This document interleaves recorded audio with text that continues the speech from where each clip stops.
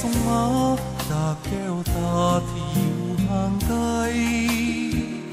ยามเมื่อได้อ่านสถานทั้งดวงฤทัย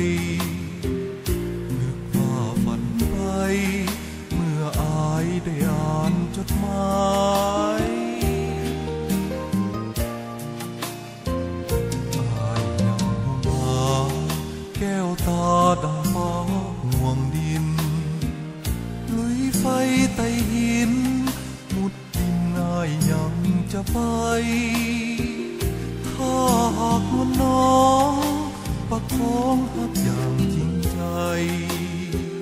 แม้นสิ้นลมไปขอหักไว้เพียงน้องคนดี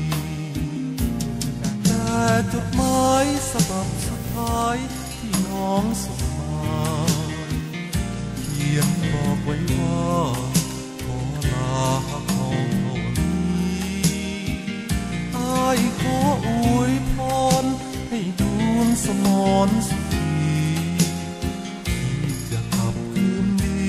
อีกทีแต่คงจะสายได้ยินเสียงสำเนียงเพลงอายส่งมาโปรดจงรู้ว่าอายยังคอยภาคขวัญใจอย่างน้อยก็ควรกับหวนสังลาก่อนไป